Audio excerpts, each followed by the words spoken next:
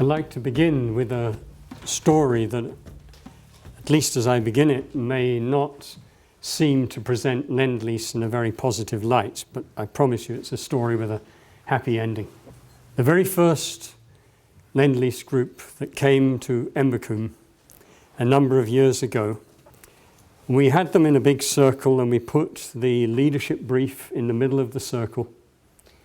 And we said, whoever picks up that brief is the leader of this project that you have now committed to undertake. And there was, as is customary in that kind of situation, a rather pregnant pause and a sort of shifting and nervous jostling. And then one small giant of a man, young man, stood up and just marched to the center, snatched the brief and walked back to his seat.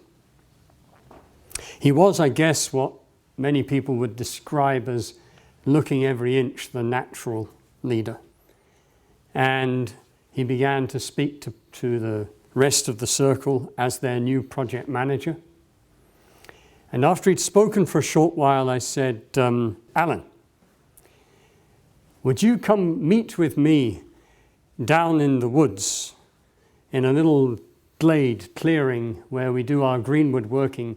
So big burly guy says, sure, and he comes on down. Now, just to give you a setting, previous to this, I'd asked this group, what is it that really got them out of bed? What did they love most? What meant most to them? And the sort of overwhelming agreement in the group was two things, beer and football. And I remember as I heard this, a sort of slight sagging for me. I thought, all right, here we go, 4 days, beer and football, somewhere, where are we going to get to? And the loudest voice of that was this guy who'd taken ownership of the project. So I went down to the glade in the woods and was thinking to myself, what am I going to say to Alan? I recognise immediately he is someone who, if he speaks to something, the others will listen. So somehow I've got now this 1 or 2 precious minutes with this guy, and I have to do something that will bring him somehow closer to us and the reason for why the Lend-Lease group are down with us at Embercombe. Finally he arrives and I said, sit down on the stump of wood. Is it okay if I blindfold you?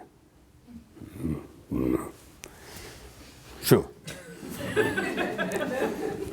I blindfolded him and then I knelt down next to him and I whispered in his ear, be quiet. Listen. What do you hear? Don't reply. Just listen. And there's bird song. In a way in the distance, the sound of children playing.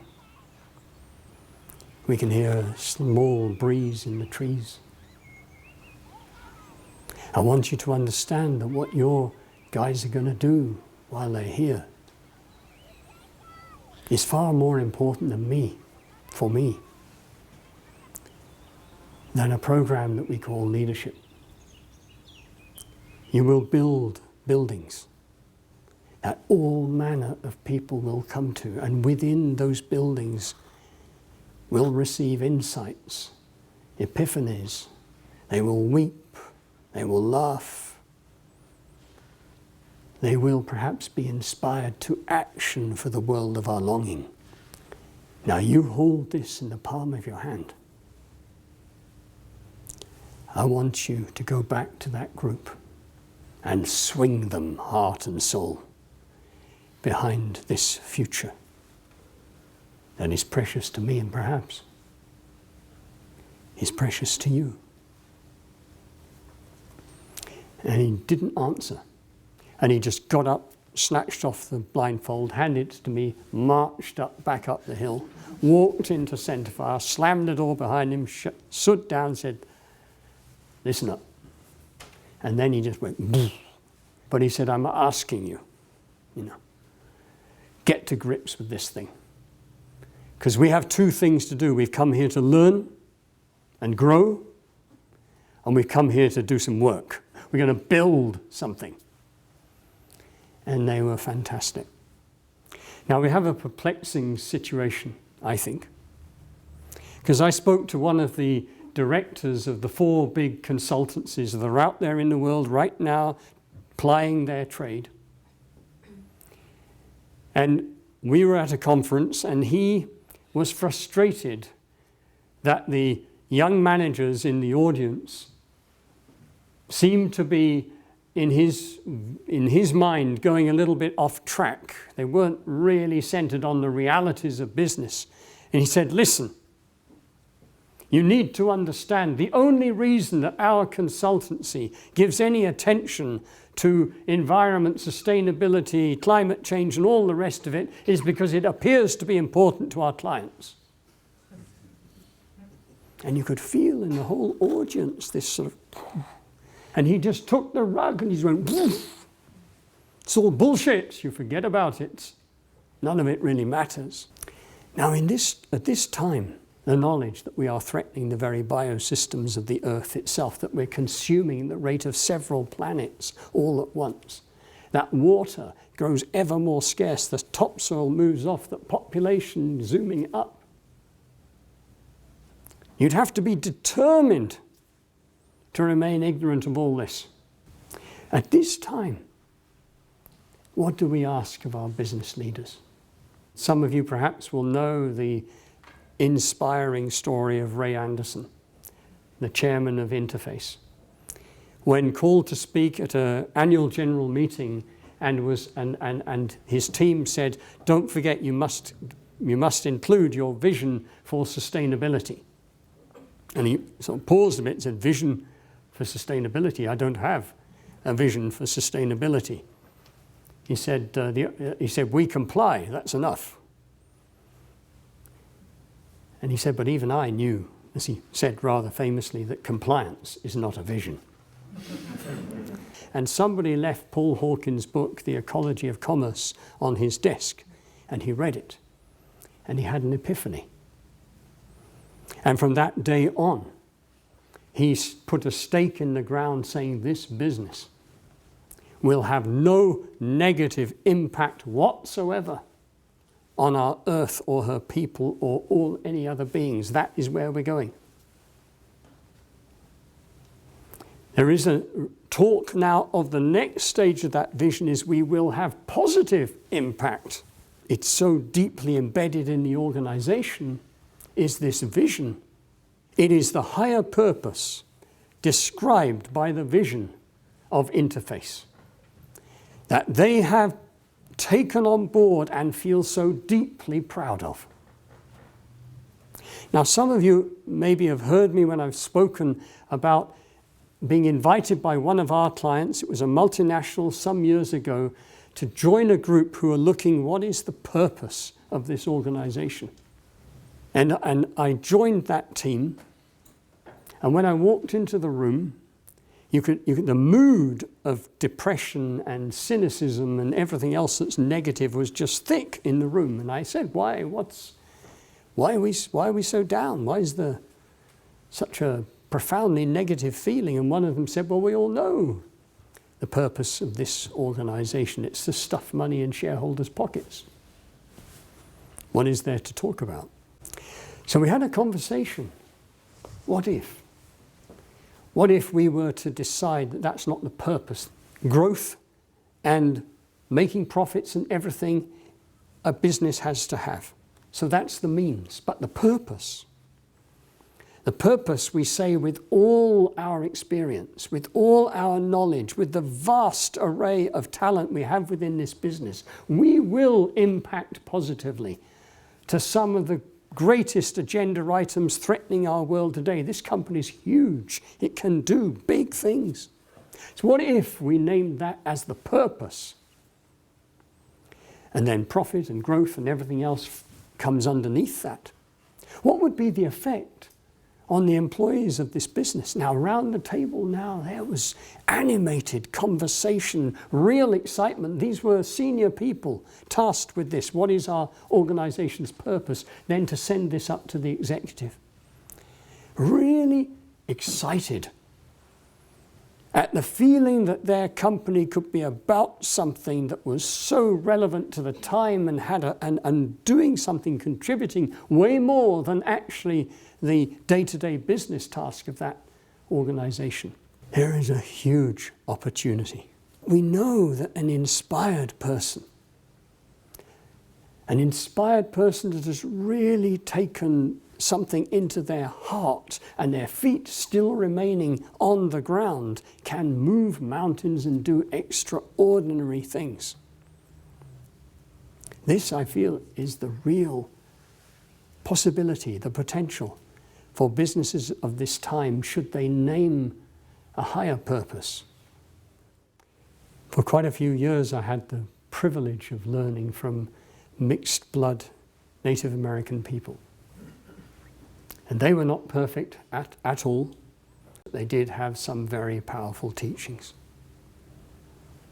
One of them, represented by this here, was the concept of the twin trail. They said we would not trust any leader who was not committed to the twin trail. They say the twin trail is the dedication to the inner path of our growing and unfolding, learning and healing. And the outer path is having effect in the world, doing stuff. They said we don't really like the idea of any leader being one or other of these paths, because you have a leader who's almost wholly focused on the inner path, but where is the gift? Where is the gift going outwards to the world? And then we have leaders who are focused almost entirely on the outer path, but at a certain point, what's left inside, it's hollow, there's nothing. Give us the leaders, they said, of the twin trail. And a lifetime. This is not, by the way, something where you receive management training when you're young and in a relatively junior position. They said some of the people that most need to attend to their own learning are those senior managers. Because they've actually begun to believe that the privileges that are heaped upon them are because they're worth it. They said, you think about it. We pay shed loads of money to them, far more than we pay teachers, nurses, all kinds of people that do pretty useful things in our society. We fly them, not always, but often, in business class. And we tell them that they're somehow different and more special than the others who are back there in economy. And even now, those salaries of our most senior people just keep rising and rising and rising. Is this a measure of their value? Can you imagine, they said, the impact on a woman or man who is treated in this way as regards leadership? It is fundamentally corrosive. Very few of us can become truly powerful without being corrupted by it. Very few of us. It's the same story all around the world. The same story in Lord of the Rings. Wasn't Saruman once a little like Gandalf? Basically a good guy, a wizard doing good things. And he accumulates power. Isn't this the story of endless gurus? It's also the story in business. No, they said, you should be doing something different with your leaders. A different story. The story is one of service. The story is one of giving. The one is about setting an example. If you're setting an example, do you always take the privileged place? They said, you will destroy the possibilities of truly inspirational organizations if you can't get this off this addiction for your leaders, how you train them, how you teach them, how you reward them, and bring them back to a place where they stood there with the people. That is why in their councils, the chiefs sat around in a circle like this, and they would invite the people to come and sit in the middle, not outside, to remind the chiefs, the leaders, that the people hold the center and that the chiefs owe allegiance to the people. Now, last weekend I was in Singapore working with WWF, delivering a workshop at INSEAD Business School. We met with the professor the day before, and he was clearly very nervous and beginning to regret that he'd asked us to come and run this workshop. So he fired off what I guess he thought were a series of penetrating and somewhat aggressive questions, testing us. And we survived and passed the test, and we got to run the workshop. These are all general managers, MDs of big organizations from Saudi, from different parts of Asia, over here in Europe. He said they'll arrive cynical and basically, need to be convinced. So then they arrived. And of course they're charming, delightful, warm, gracious people. They're really happy. It was an elective. They'd chosen to do something around exploring values, sustainability, leadership. So we told them about the children's fire. And the children's fire was another little piece of this body of knowledge from those mixed-blood Native American people, which was, in the middle of the council circle, burnt this little fire. They would light the fire before the council meeting. And the fire was there to remind the chiefs of the first law. No action, no decision. Nothing of any kind will be permitted to move out from this circle that will harm the children. 7 generations to come. I cannot imagine why we would not place a similar pledge at the heart of every institution of power within our society if we were serious. I am convinced that leadership is essentially nothing more or less than a choice. It has nothing to do, of course, with going to business school. When Rosa Parks sat in the bus in the south of the United States as a black woman, sitting, tired, pissed off, sat in one of the seats given over to white people and was accosted. She had not received any kind of training, but the moment she did that, and when she responded, she marked herself as a leader. A leader is someone who acts on what they know to be true, takes action on what they know to be true. You cannot be a leader if you've never taken time to think about what you consider to be true. We do an injustice to our managers within organizations to call them leaders if they have not made deep inquiry to the values and principles which fund their action. If you imagine a yacht now, and it's a beautiful yacht, and its sails are filled out, and there's a great tall mast and the bowsprit, and it's a beautiful, gorgeous yacht. And the wind fills the sails of the yacht. And let's imagine underneath there is no keel. So wherever the wind blows, the boat just skids off wherever the place. Be this, okay, I'll go and be that. Be that, go and do that. What's the difference between being a hired mercenary? Go for this goal, yes. It's not leadership. It's the keel underneath a boat that is our values and principles, our deep inquiry into what makes a meaningful life. That embedded in the sea as the wind hits the sail and the tiller is turned, all that power is transmitted down into the keel, and the keel acts against the sea. And it's that tension that drives that boat into the storm, not away from it. We need leaders who have a keel. We have leadership development. We have sustainability. In many, many organizations, those two have not come together. Of course they must come together.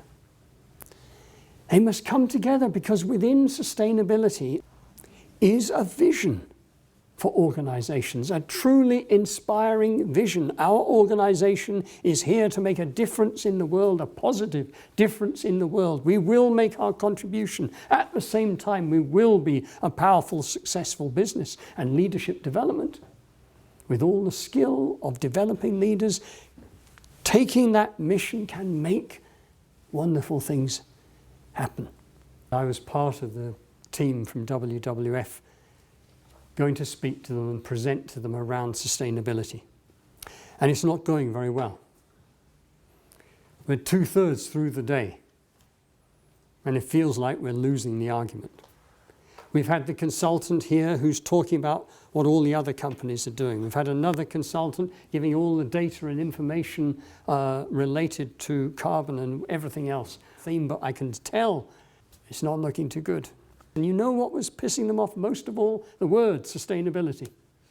We are so bored with that word, they were saying. They said, listen, you know, for us, we have to hit these numbers month on, month on, month on. We've got to hit the numbers. Please don't get in our way with all this crap. So I said, oh, okay, I'm going to ask you to do something, and it might sound a little bizarre. But I ask you, would you do this for me? And if at the end it's been a waste of your time, then you tell me. Yes, okay, you know, anything, get it over with. Made a circle. I dare you. It's always a good idea to dare them. You know. I dare you to speak into this circle about what you most deeply and profoundly love. One at a time. Would you start? We were 3 people in before the first tears came. All kinds of things started coming out, and what did they say? Of course, their children, their partners, beautiful places in nature, all the usual stuff. Around and round and round this circle, one after another, took about an hour and a half, each one just kind of speaking. And when it came back round, I said, listen, in different words you have articulated what a sustainable world is, what sustainability is. It is the world that you would like to leave as a legacy for everything that you hold dear. Knowing that, why would you not wish your professional work and efforts to be aligned to that which you most truly, deeply love? And we had one guy, you know, he spoke up, he just said, all my life, I have steered my career on the basis of what is best for my family I love. It had never occurred to me that I am helping to drive a machine that is eroding the future of those whom I most deeply love. You might be sat here thinking, I'm not the leader of anything. Or you might be thinking, my budget's been slashed and I haven't, you know. But what can I do is never the language of a leader. You can do a huge amount by firstly embodying, taking right deep inside you, making that the center around the question, what do I most deeply and profoundly love?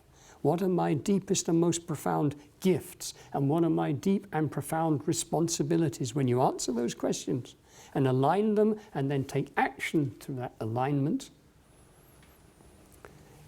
you will be noticed. You initiate debate. And you do one thing that one of those Native Americans said to me halfway during a ceremony when I was 3 days without water and food in intensely hot and lying on my face with spit and vomit around me, and in a deeply bad way, he knelt down by me and whispered in my ear, "Mac, how would you define failure?" I thought it was very unhelpful at the time, and told him so in many words as I could cough and splutter out. And he just whispered to me, he said, "Failure is never anything to do with not achieving a goal that you've set yourself towards. It's not getting up again. You get up again." So when you choose to be a leader in the core of your being, which doesn't mean bossing people about, of course, it means that you simply align yourself to the deepest values and things that are important to you and take action. When you do that, you have influence. And you promise yourself one promise: I will never, ever give up. We're putting together with our Heart of Leadership course, and we thought, okay, Tour de France, Tour de Force, Tour de Cœur. Courage, courage, heart, rage. We'll have leaders like that. And they'll come down and we'll sit in small groups and we will have real, true conversation. And we'll feel stuff. And we'll have time out in nature. And we'll ask ourselves what makes life beautiful. We'll have physical work and we'll do those things, and there'll be one-to-one coaching and there'll be storytelling and all sorts of these usual things, but the real heat and heart of it, we'll be trying to get them to cross the Rubicon. I love that story. I read it a short while ago. Caesar and all his armies, his legions, camped right by the Rubicon stream, which is where, of course, the name comes from, while he imagined the unimaginable. And then the command was given to his generals, and suddenly, boom, and they crossed the line. The world can never be the same again, nor was it. We need the same at an individual level. You cross the Rubicon. But the other real theme of our time now is community and coming together and joining hands. And it's a time when we're going to hear endless more stories. It's only just beginning, I'm sure, of terrible things happening around our world. There will be the heat and joy of our linked hands. And let's imagine in an organization which has named a purpose, a higher purpose, and we still give the shareholders what they need. But it's not why we do it. And when we move down this path, I think we will begin to see the emergence of the businesses that we deeply need in this world at this time. And that will be cause for celebration. Thank you very, very much indeed. Thanks.